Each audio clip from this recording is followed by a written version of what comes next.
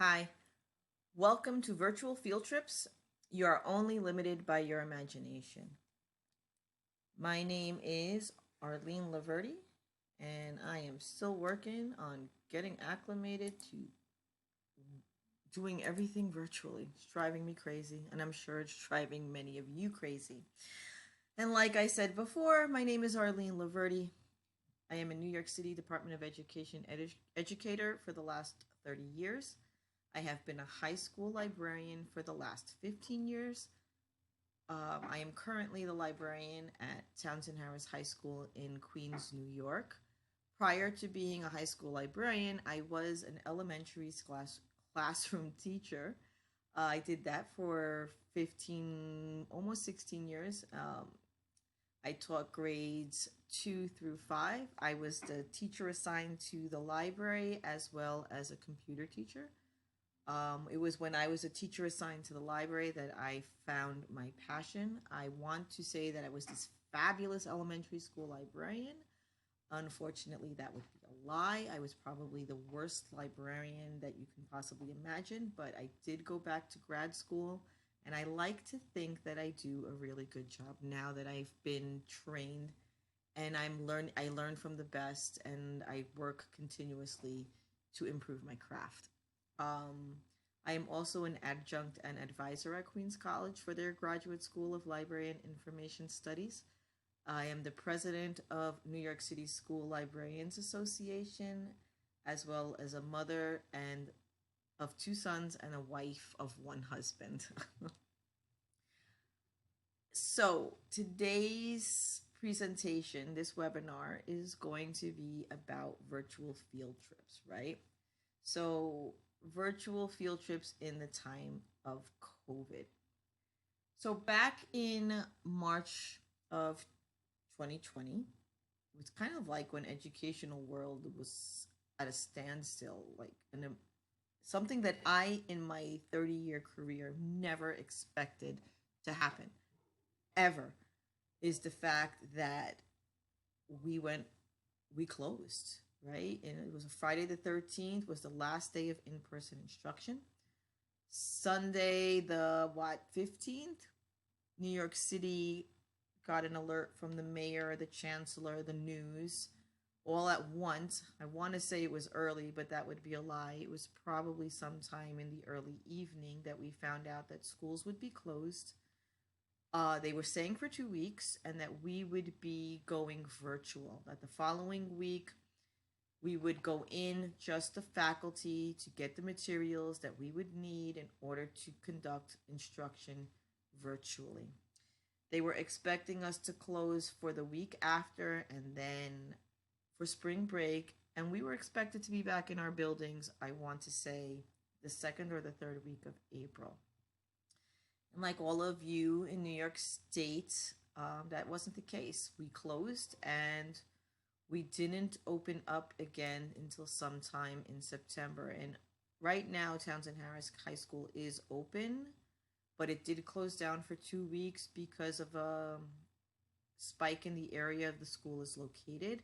We're open for hybrid, so I want to say that cohorts come in every 2 days. But the majority of our students, 94% of our students opted for remote instruction.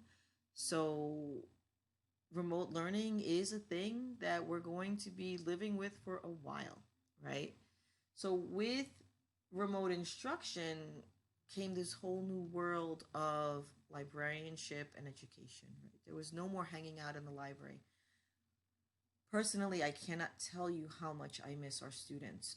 I am working with an accommodation from home, and I like to think that I'm fortunate enough that I'm able to get that accommodation. But it doesn't feel fortunate all the time because I didn't realize how important it was to interact with our students. That they, as much as I call our kids energy vampires, they also supply the energy that I need to keep going every day. Their smiles, their jokes, their questions really vital, give me that energy. And finding that I've been without it for the last 7 months has been difficult. So we've lost out at the hanging out in the library, the noise and the chatter in the classrooms, the bustling hallways, and school field trips.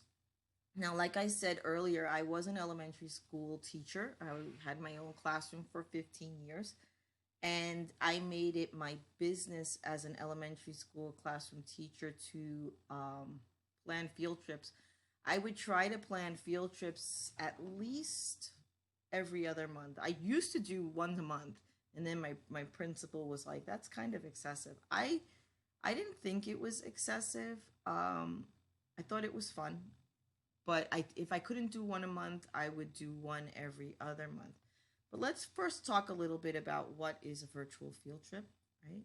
And a virtual field trip is a guided exploration through the World Wide Web that organizes a collection of pre-screened, thematically based web pages into a structured online learning experience, right? So that's from an article in 2003 by Foley. I want to also say that the majority of you listening to this webinar are not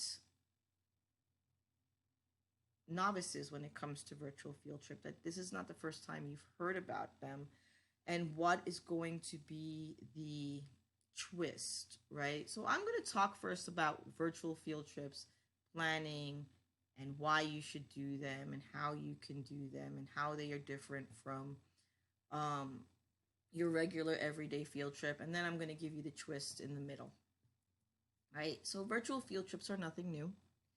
There are actually paid services that offer virtual field trips that are dedicated to virtual field trips. Field Trip Zoom is one of them. It is the one that when I looked at, I thought was the most structured and easy to navigate. Their prices range for individual license to school licenses. If you have something like Teacher's Choice that we used to have in New York City, it might be something good to look into it to invest. If you have, extra funds, it would be a lot of fun to have somebody else set up a field trip without you having to go through the time and patience of organizing variety of websites to take kids through a virtual field trip experience. Virtual field trip Zoom also has experts that you can connect with, kind of like Skype visits, which work the same way. Then there are the free non-for-profit organizations that do field trip experiences. You have your museums, you have your zoos, you have your conservatories. So I'm going to show you a virtual field trip experience.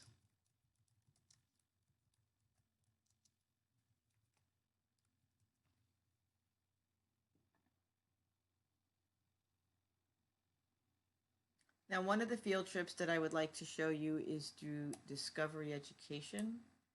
And I filtered it by agriculture.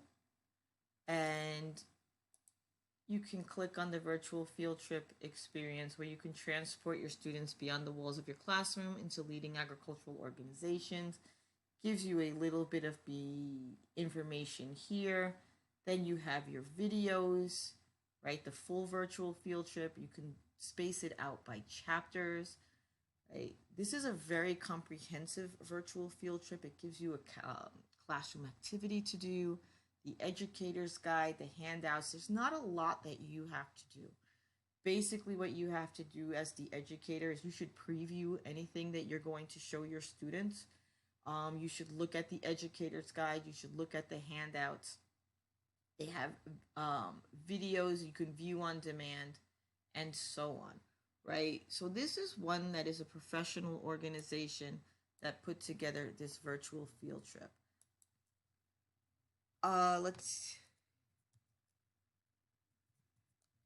Now, here is a virtual field trip put together by the Art Institute in Chicago, right? Visit us virtually.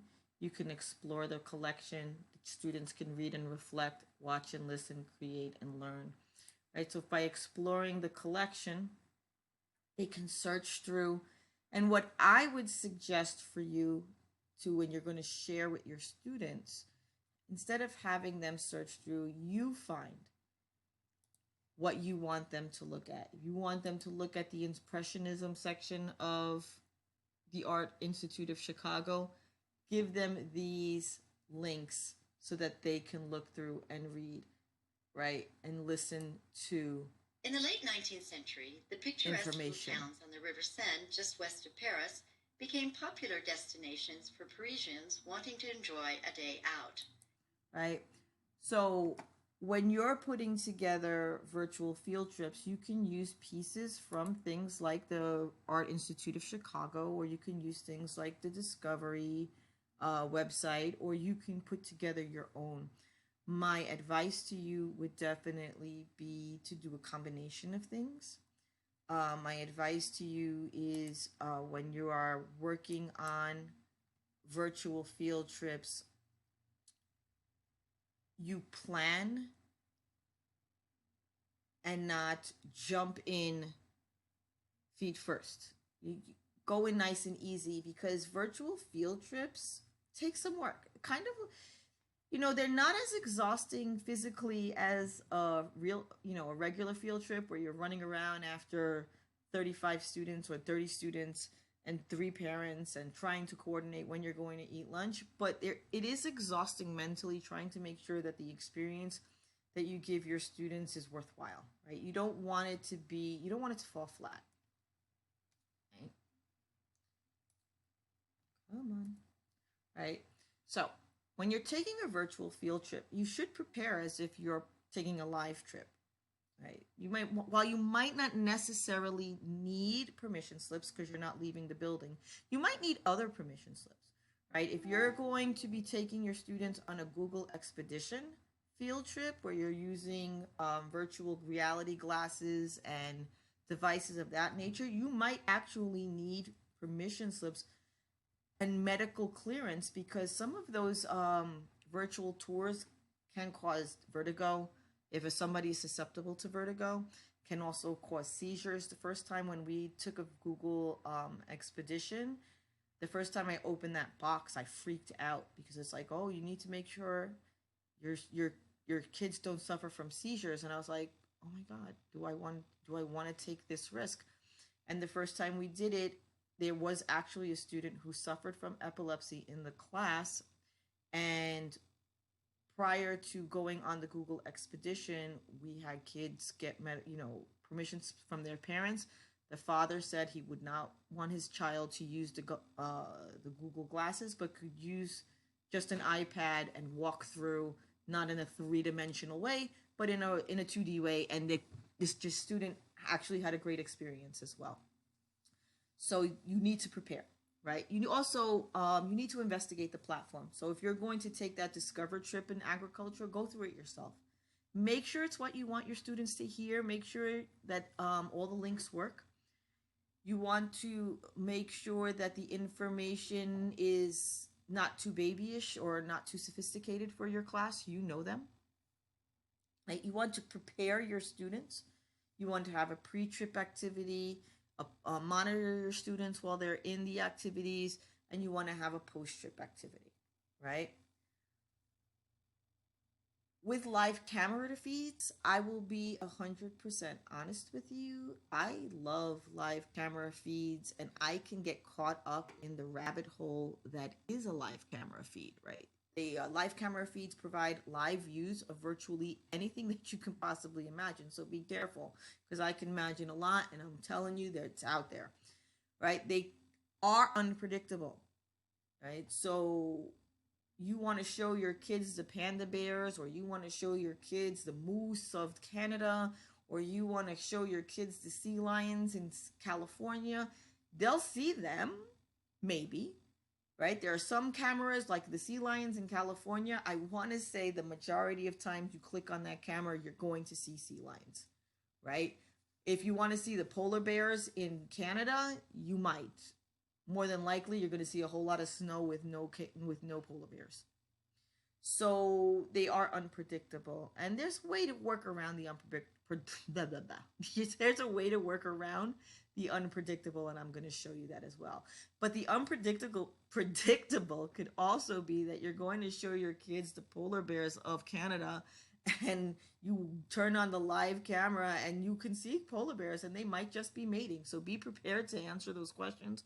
Or you might want to view the live stream before you turn it on for the entire class, because depending on your students, you want to make sure that they see what you want them to see. Now, on the right-hand side of the screen, you will see some live cam URLs, and I'm going to share with you my personal favorite live cam URL in a second. I'm going to go there, and it's called explore.org, and explore.org is a bunch of live animal cams. All right, this is the River Watch Bear Cam in Katima National Park in Alaska, and it's live. And look at what we see here. We see a bear. The bear is in the water. I don't know if he's eating. My screen is not the best right now. You see the birds, and there's another bear here in the background. I don't know if you could see it right here. Right here. Here's one bear. Here's another bear. And this is live right now, and I know it's live because it says here that it's live. Right? So something like this to show to your students can be really exciting for them. Right? If I want to look at other bears, I can scroll down. Actually, what do we have here? We have the live kitten rescue is here. We have a Panama fruit feeder. Let's see what's in the Panama fruit feeder. It's live. Is it live? I'm still there. It's currently live. And this is what I was telling you about. Maybe you see nothing, right? There's the fruit feeder, but there's nothing happening there. And there are times where you could sit with your students and say, let's see if we can watch for 5 minutes if anything happens. It could be, what do you see? And wait a couple of minutes to see if anything exciting happens. Let's see. I'm scrolling down here. And this is the bald eagle camera. And this too here is currently live. And look, there are 2 bald eagles in their nest. And you can have your students sit and watch and write and explore. So these are great opportunities for your students to see live camera feed animals in action, or it could also be the opportunity to see, just like that empty feeder, that some things don't always happen when you want them to happen, and you have to be patient. And it's really cool to share with your kids the URLs so that they can also explore with their families. Now, with that said, I'm going to take this off, put it on my screen here. And here we go with, one other thing about live camera feeds. If you can see, I wrote can be soothing. There are a lot of live camera feeds that have, that are at the beach, and you hear the soothing sounds of the water in the background or the wind in the background, and you play that in the background. There's one with tropical fish, and it's just very relaxing in this really stressful time that we're in. Right? So now that I showed you virtual field trips and I've showed you live camera feeds, and I'm sure many of you have experienced virtual field trips and camera feeds in one shape or form. Now what, right? Did I just waste all of your time? I hope not. I hope that you guys got some interesting things just from those virtual field trip things that I just spoke about. But I want to talk to you about a little bit of a twist when it comes to virtual field trips. Right? Let's talk about student-created virtual field trips. There is a way for your students to create their own virtual field trips. And why do you want to do this? Well, one, because they pretty much touch on all of Bloom's taxonomy, from remember to create. By the end of your student-created virtual field trip, they have gone through remember, understand, apply, analyze, evaluate, and create by producing new and or original work. Right? So where can students use virtual field trips? What subject areas, what content areas, and what skills do they need in order to create virtual field trips? So in the content areas, I'll be 100% honest with you, all of them. All of the content areas you can create, or your students can create a virtual field trip. In the humanities, it's a given. They can do a virtual field trip through a book. They can do a virtual field trip on the battles of the Civil War. They can do a virtual field trip of the River Valley civilizations, all the things that they learn in their humanities sections of their curricula. They can apply a virtual field trip to. The sciences, right? The sciences, where can I apply a virtual field trip in a science area? There's physics, there's architecture, well, that's more math. There's anatomy and physiology. Just think about the Magic School Bus and inside the human body. You can do that in a virtual field trip. Your kids can do that. There's different ways that they can do that, and I'm going to show you how. Right? Then there are the arts. You saw in the Chicago Institute of Art, they were taking you through the Monet Impressionism, right? There's the foreign language. Wouldn't it be great if kids can take you on a tour through Italy or a tour through France in that language? I'm going to take you through France in French. I'm going to practice my Italian skills in Italy, taking you on a virtual tour. And then life skills classes, how to cook. I'm going to take you on a tour through a kitchen and the kitchen utensils, or I'm going to show you how to, I don't know, what's another thing? Plumbing. A life skills class, I'm going to be a plumber. What do these things do in a sink? This is a U-bend. This is a faucet. This is the leak that's causing the puddle under my sink kind of deal. What technology areas are we looking at? Well, there's virtual tours. There's the tour creator, which I am going to show you, but that's not the only one out there. There's also StorySphere. I personally like Tour Creator better because Tour Creator is a Google tool and works with all the other Google tools. There's Google Earth. There's 360 photographs. There's digital audio. There's digital video. Okay. So right now, what I'm going to do, after I move myself across the screen one more time, is I'm going to show you virtual tours using Google, Tour Creator, a Google tour. The web address is arvr.google.com/tour-creator. And when you get there, let's see.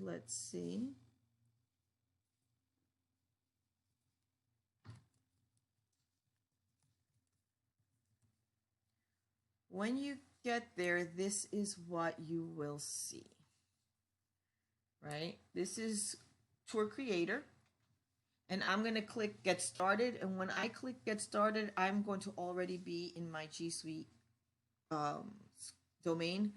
I use Tour Creator often, so I'm automatically logged in. You use it with your Gmail, or if your school is a G Suite school, you can use it with your school domain, right? So this is my dashboard, and I have one published tour called Hogwarts Tour, right? And then I have one draft tour that's called A Great Adventure. I have another draft of Hogwarts that I was playing with to change up this one, right? This is when I very first started with This Is a Test, and I just left it.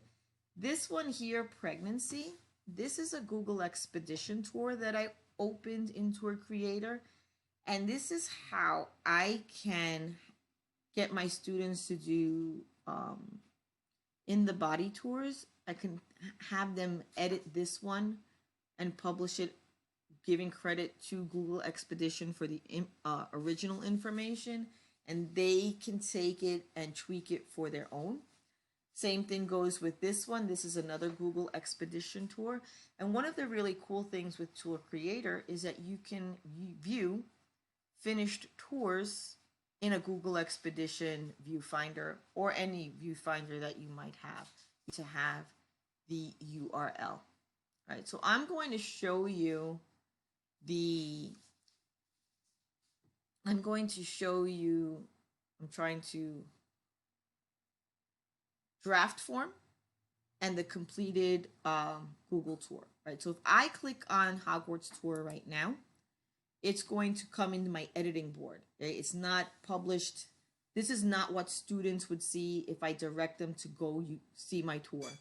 This is me that I can change the look of it. If I wanted to show my students the finished tour, I would click the published link and get the link, right? And I'm going to copy it, click done, and open up a new window, a tab actually. And I'm going to click paste and go. This is what students would see if I wanted them to take my tour after it was published. This is the first scene of 4. And you could see this is a castle in, I want to say it's in Scotland, I believe. It's been a while since I've created the tour. And it is, this is actually one of the castles that was used when filming Harry Potter, right? So if you look, and if I click here, it will tell you this is the castle was used for Philosopher's Stone, and you can read this all on your own. And it tells you a little bit about this image Sirius, right? So I chose to put that here because I said in my tour of Hogwarts that was the astronomy tower. And in the astronomy tower is where they learned about Sirius. And Sirius is also a main character in the series and gives you some information about Sirius. Then here is something else. Draco, another character in the book, but Draco also the constellation here, right? And here we have information about the Hogwarts fence, and behind my face here you'll see the security measures to protect it from muggles and unsavory characters. Right. If I click scene 2 of 4, this is a image I got from Google Earth. I did a search for King's Cross Station. I'll show you that in a minute. And I give some information about King's Cross Station and the subway system. Like over here behind me, let's see, can I move me? Sometimes I can move me, sometimes I can't. You've got platform 9 3/4. So if I click there, right, if I click on platform 9 3/4, it will take you to an image that I included of platform 9 3/4, and it talks, this is where Harry meets the Weasley family trying to figure out how to catch the train. And you can go on and on like that. Right? Now, I'm going to, let's see if I can close this.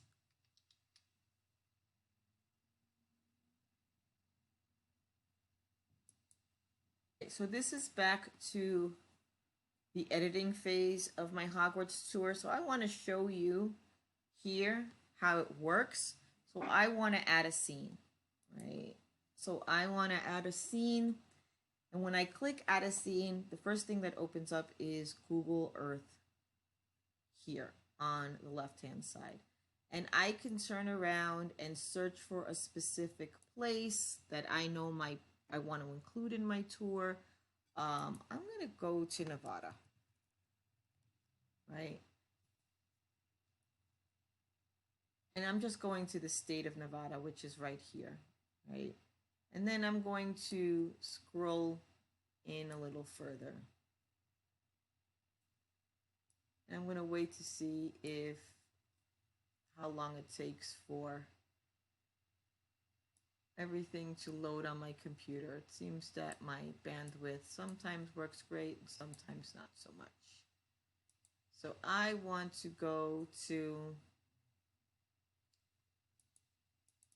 let's write that here. Black Rock City, Nevada. Black Rock Desert, because I want some desert terrain, right? So here I am. I clicked in Black Rock Desert, Nevada, and this is the image that comes up. This is Black Rock Desert, Nevada. Now, there is a car and a camper attached to this Google image. This might not work for my Hogwarts tour, or I might want to turn around and include this somehow as, you know, this is a muggle vehicle driving through whatever. And I can explore this image. And this image looks like it might work for me, right? I'm not sure, but it might work for me. So I can click here to add the scene. And here is the image. And I can turn around and say, I have an idea. And it doesn't quite work with Harry Potter, but go with me here. Camping, Deathly Hollows, right? And I'm going to change this location, searching for Cruxits. Has been a while since I spelled it, so I'm not sure if I spelled it right. Then here I can include my description. Here I can include the credits for the image that I have. If I've taken this image from somewhere, or I might want to include some text, like if I in my description, I want to include a citation, I could include it here. Here is really cool. I can add ambient audio so that when students, when this loads, they can have background music playing so that it might go with what's going on in the scene. And here I can also add narration. If I wanted to talk over instead of writing it, I can talk about it. Excuse me. I can also add a point of interest. So this little dot here. Now, points of interest can be a picture here, or it can be narration, or both. I can write a description of my point of interest, right? So I title it, this is a point of interest, right? 50 characters long. And then here is stuff that is important. I can add a picture. I can select an image. I can drop and drag from my Google Drive here.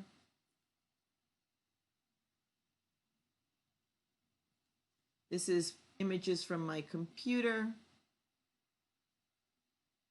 Eventually, I am going to go to my pictures. And I'm just going to pick a random picture from my computer just so that you can see. And I will pick a picture of nuclear power plants and I will open. I'm going to click add. And there, when the student clicks on that point of interest, this was what will show up. And my description will be over here, right? I can then go to add another point of interest here. Like I closed the point of interest but just by clicking on the screen. For another point of interest, I'm going to put it back here on the horizon. And I'm going to double click here.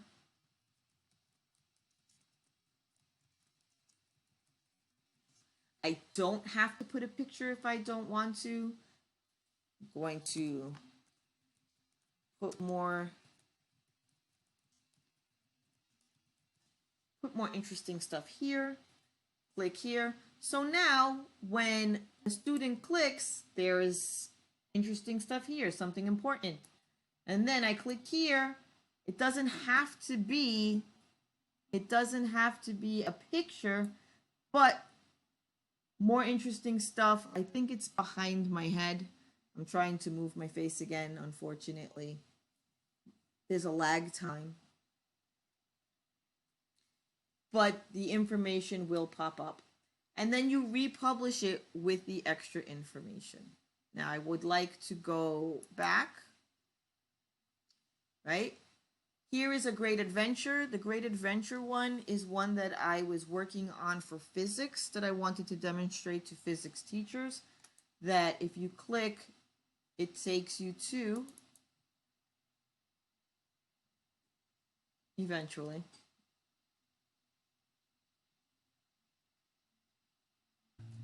And you can see, again, this is the draft. It's not published yet. On the lower hand, left-hand side of the screen, you'll see climbing the hill here, right? and you'll see that scene. It's a roller coaster, and I have one point of interest here, and this point of interest here is gravitational potential energy with a picture of the top of the hill, and that's where the most potential energy is in a roller coaster. That's a physics thing. I'll be 100% honest with you.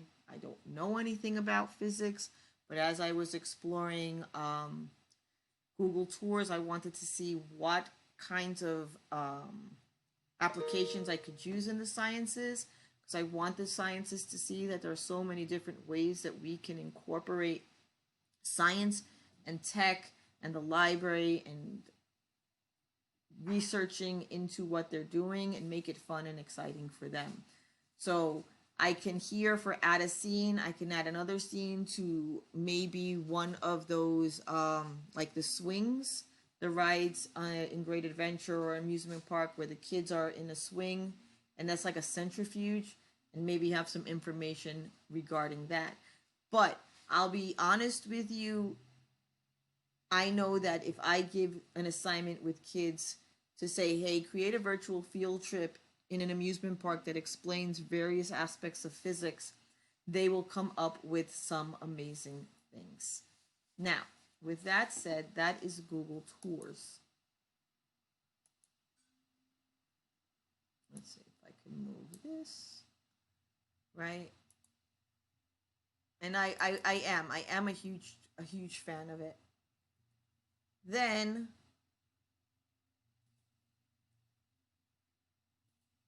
come on, Arlene. Right? We have my contact information, right? So you've got a little glimpse of Google Tours. You got a glimpse of virtual live cameras, virtual field trips. If you have any questions, if I can help anyway with virtual tours, with Google Tour Creator, don't hesitate to contact me. My email address is alaverde@townsendharris.org. Please follow me on Twitter. My personal librarian Twitter is THHS Library. And the professional organization that I belong to, that I'm president of, is at NYCSLA. That's their Twitter. And we're always tweeting about new and up-and-coming things in teaching. And you don't have to be a New York City librarian to join NISLA. We offer great PDs. You can live in the Rochester area and still attend our PDs because they're all virtual. I hope you enjoyed my presentation. Any feedback is welcome. I am also including some handouts with information about Google Tours, as well as virtual tours and websites that can help put together virtual field trips. Have a wonderful rest of your school year and stay healthy.